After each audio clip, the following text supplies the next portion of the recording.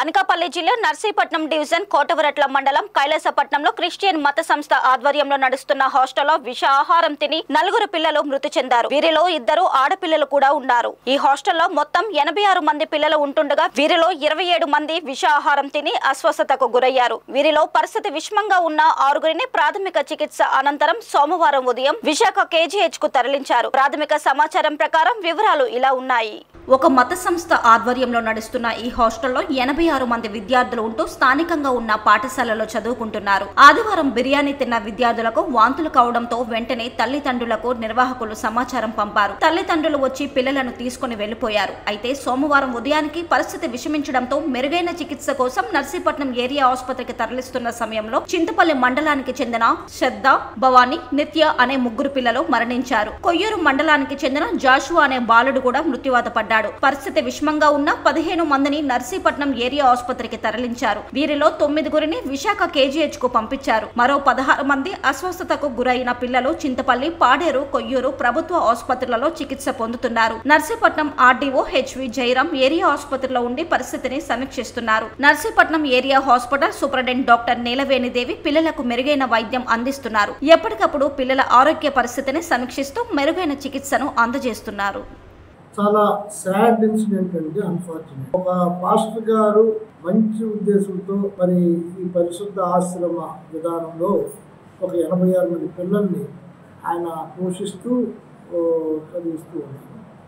నిన్న సండే అవడం కాకుండా ఆ చర్చ్ కార్యక్రమాల్లో తల్లిదండ్రులు చెప్పిన దాని ప్రకారం వాళ్ళకి బిర్యానీ పెట్టిన వెంటనే 86 మందిలో దాదాపు 27 మంది ఈ అస్వస్థతకు గురయ్యారు. వాళ్ళ తల్లిదండ్రులతో వాళ్ళ ఇంటికి చేరి తర్వాత అది బాగా సీరియస్ అవడంతో వాళ్ళు 27 మంది మరి డిఫరెంట్ దీంట్లో ఒక 3 చనిపోవడం జరిగింది. చింతపల్లిలో నుంచి ఒకరు రెండవలసిన కొయ్యూరు. సో 27 మందిలో 8 మంది దాదాపు ఇక్కడ ఏరియా హాస్పిటల్ తీసుకుంటారు.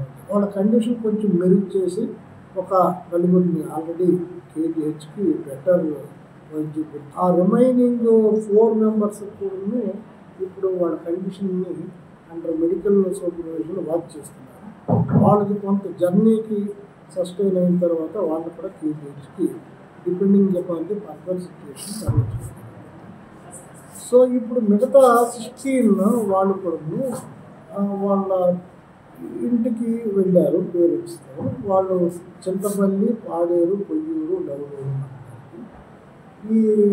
వీళ్ళందరినీ కూడా ఫోన్లో మెడికల్ డిపార్ట్మెంట్ అండ్ రెవెన్యూ వాళ్ళ దీంతో అక్కడ ఈ సిచ్యువేషన్ మానిటర్ చేసుకొని వాళ్ళ తాలూకా ఆరోగ్య పరిస్థితి మరియు వాళ్ళు ఎక్కడ ఉన్నారో ప్రస్తుతం అనేది తెలుసుకుంటున్నారు.